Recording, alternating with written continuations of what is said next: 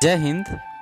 आज हम लोग एस्टेरॉइड्स, कॉमेट्स, मेटेओराइट एंड मेटेओर्स ये सब क्या है दोस्तों, इसके बारे में समझते हैं। समय समय पर धरती से उल्का पिंड को टकराने की भविष्यवाणी की जाती है और न्यूज़ चैनल वाले लोग कहते हैं ना, क्या धरती तबाह हो जाएगी, क्या नहीं रहेगी धरती। इस तरह का न्यूज़ दोस्तों अक्सर चलते रहता है सुर्खी में। तो आज इस वीडियो के माध्यम से हम जानेंगे दोस्तों, आखिर ये क्या है उल्का पिंड, धरती से टकराने की कितनी संभावना बनी रहती है, यह भी निकल के आएगा दोस्तों कि किस प्रकार ये टकराती है और इसकी कैसे इसकी संभावना बन पाती है। तो चलते हैं टॉपिक पे। देखो दोस्तों, सबसे पहले आपको ये समझना होगा कि सभी ग्रहों के बीचों बीच एक निश्चित दूरी पाई जाती है, मतलब एक ठीक ठाक दूरी पाई जाती है दोस्तों, एक ग्रह से दो ग्रह के बीच में। पर साइंटिस्टों ने पाया कि मंगल और बृहस्पति यानी मार्स और जुपिटर के बीच ये दूरी, ये गैपिंग काफी ही ज्यादा है। ये दूरी दोस्तों, ये काफी ज्यादा दूरी देखी गई। टेलीस्कोप की खोज हो चुकी थी दोस्तों। पहले क्या होता था दोस्तों, टेलीस्कोप जो थी पहले की वो काफ़ी पावरफुल टेलीस्कोप नहीं होती थी, तो साइंटिस्टों को पता ही नहीं चल पाता था कि भाई ये दूरी तो है, गैप बहुत ज़्यादा, पर इसमें है क्या। धीरे धीरे टेलीस्कोप का दोस्तों विकास हुआ, तब पता चला कि भैया इसके अंदर तो अरबों खरबों शंख, नील, खरब, महाशंख, बिलियन, ट्रिलियन, कौन सा कैलकुलेशन दोस्तों आपने सीखा है। मैं तो उतना नहीं सीखा हूँ दोस्तों, आप पूरा कैलकुलेशन लगा लो, कितना अधिक आप गिनती कर सकते हो। अरबों खरबों महाशंखों ऐसे छोटे छोटे पत्थर इसके बीच चक्कर काटते हुए पाए गए दोस्तों, मार्स और जुपिटर के बीच में।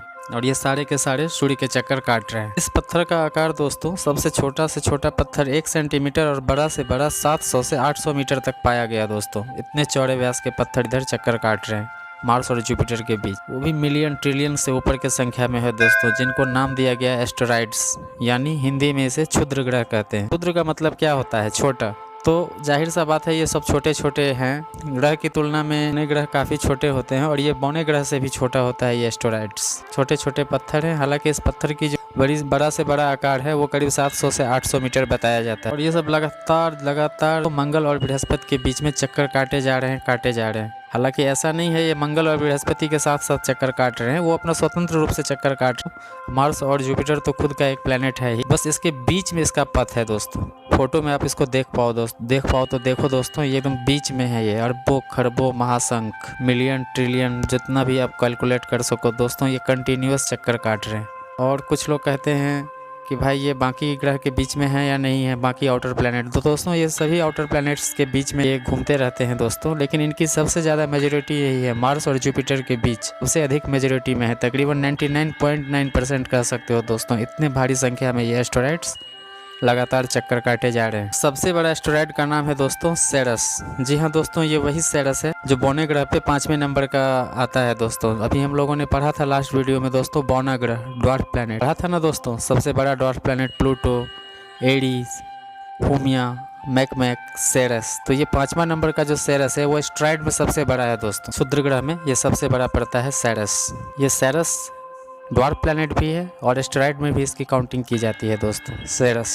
एस्टेरॉइड बेल्ट में आपने देख लिया दोस्तों कि कितने सारे पत्थर लगातार चक्कर काटे जा रहे हैं। ऐसे तो हमेशा मार्स और जुपिटर के बीच ही रहते हैं, कभी कभी इनमें आपसी टकराव भी होते रहते हैं और इसी टकराव की वजह से ये अपने बेल्ट को छोड़कर निकल लेते हैं। अगर बाहर की ओर निकले तब तो छोड़ो, जाने दो जिधर भी गए, और यही अंदर की तरफ आए तो फाइनली यह हमारे सूर्य में जाकर भस्म हो जाते हैं। परंतु कई बार यह संभावना प्रबल हो जाती है दोस्तों कि यह वेनस से टकरा जाए, और कभी कभी यह भी पॉसिबल है कि यह पृथ्वी के रास्ते पे आ जाए और धरती से टकरा जाए। और इसकी भविष्यवाणी तो हम लोग अक्सर सुनते रहते हैं कि अब धरती तबाह हो जाएगी, धरती खत्म होने वाला है, ये सब न्यूज़ ब्रेकिंग बनते रहता है समय समय पे। तो इस संभावना को भी समझ लेते हैं कि ये कैसे होता है दोस्तों। महाराष्ट्र ऐसा नहीं है कि ये नहीं टकरा चुका है धरती से। हमारे लाखों करोड़ों वर्ष पहले दोस्तों, जब मनुष्य की उत्पत्ति भी नहीं हुई थी, तभी ये हमारे भारत के महाराष्ट्र में टकराया था दोस्तों एक एस्टेरॉइड्स। आप सुनते होंगे ना, लोनार झील, महाराष्ट्र का लोनार झील इसी एस्टेरॉइड्स के गिरने से बना हुआ है दोस्तों। अब कुछ महीने पहले सुने होंगे कि अचानक से उस झील का पानी लाल हो गया। सारे साइंटिस्ट परेशान हो गए कि भाई इस झील का पानी सडनली ऐसे लाल क्यों हो गया। तो ये लोनार झील इसी एस्टेरॉइड के गिरने से बना था दोस्तों। आपको याद होगा कि 170 मीटर चौड़ा पत्थर लॉकडाउन के समय भी हमारे धरती से टकराने वाली थी, पर वो कई करोड़ किलोमीटर दूर से गुजर गई। तो यही होता है उल्का पिंड। हालांकि दोस्तों ये उल्का पिंड रोज धरती के वायुमंडल से टकराती रहती है, डेली ये रोजाना दोस्तों इस तरह का घटना होते रहता है हमारे वायुमंडल में।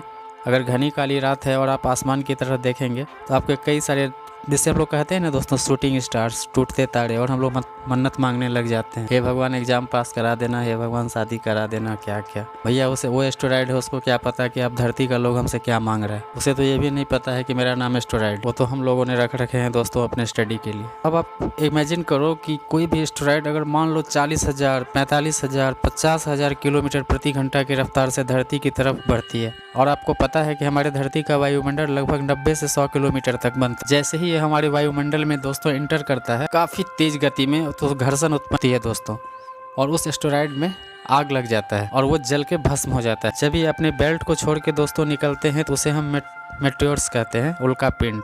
और इसी प्रक्रिया को हम लोग कहते हैं ना शूटिंग स्टार, टूटता हुआ तारा। हालांकि तारे कभी टूटते नहीं दोस्त, तारे का जन्म और तारे की मौत, तारे का खात्मा एक अलग दिशा होती है, इसको भी कभी समझ लेंगे दोस्त। ऐसे देखो कभी रोज़ 1000 से 1200 छोटे छोटे टुकड़े टकराते हैं हमारे वायुमंडल में, हम लोग मन्नत मांगना शुरू कर देते हैं। जब ये एस्टेरॉयड्स हमारे वायुमंडल में एंट्री करते हैं, घर्षण से जल उठते हैं और जल के भस्म हो जाते हैं, लेकिन कई बार ये भस्म ना होकर हमारे धरती से टकरा जाते हैं, जिसे कहते हैं हम लोग मेटेओराइट्स, यानी उल्कास्म कहते हैं दोस्त। और उल्कापिंड और उल्कास्म में यही अंतर होता है। अब कई लोगों ने कहा है, इंस्टाग्राम पे पूछा है कि भैया शनि ग्रह पर इतना बड़ा रिंग क्यों दिखता है। पहली बात तो यह जान लीजिए दोस्तों कि बाहर के जितने भी आउटर प्लैनेट हैं, मेरे लास्ट की वीडियो को देखिएगा आउटर प्लैनेट कौन सा है। जो आउटर है दोस्तों वही गैसियस भी है और वही जोवियंस भी है। पहली बात तो ये कि 1 सेंटीमीटर से 150 मीटर तक, 1 सेंटीमीटर से 150 मीटर तक के छोटे छोटे पत्थरों के छल्ले टुकड़े